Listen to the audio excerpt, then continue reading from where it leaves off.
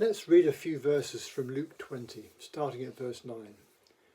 Now Jesus turned to the people again and told them this story.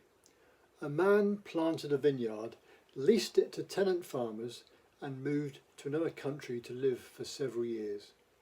At the time of the grape harvest, he sent one of his servants to collect his share of the crop. But the farmers attacked the servant, beat him up, and sent him back empty-handed.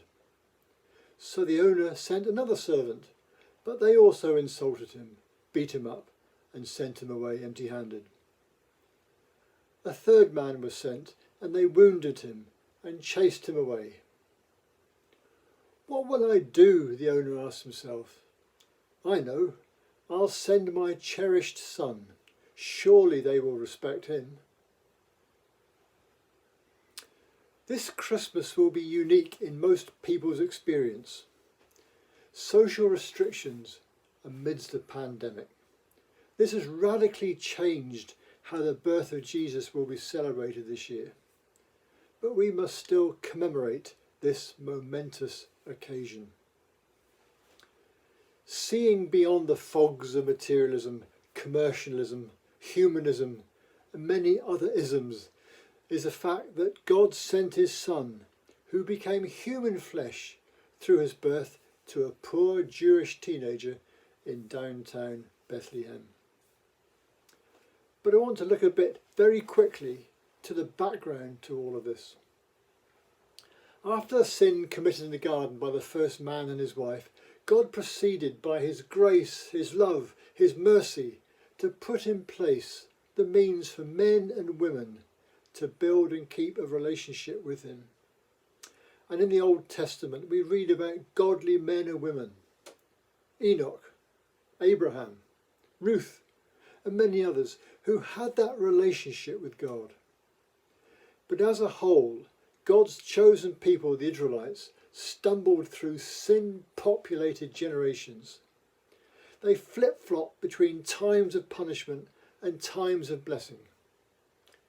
God laid out the consequences of sin and the choices available to them in Deuteronomy chapter 28. And throughout the Old Testament years, there were many of God's servants who pleaded with the Israelite nation to turn from their wicked ways and embrace this God who loves them. Men like Elijah, Jeremiah, Isaiah, Malachi, and so on, but they were nationally ignored. And finally, there were 400 silent years when there were no words from God. And into this scene, Jesus was born.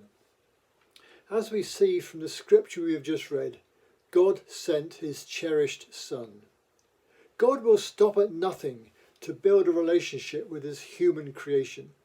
He holds nothing back, even his own Son. And he is not any old son. Jesus was and is a part of the Trinitarian God we worship. And the amazing, mind-boggling fact is that God cared so much for us that he took on our humanity, knowing that the rest of the parable would be worked out in his Son's death at Calvary.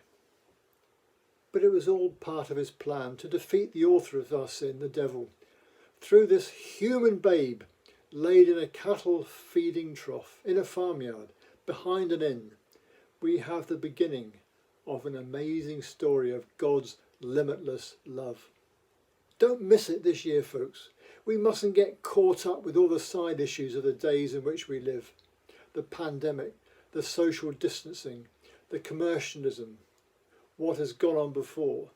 And instead, let's focus our eyes on the incarnate Jesus, the author of our faith. God bless.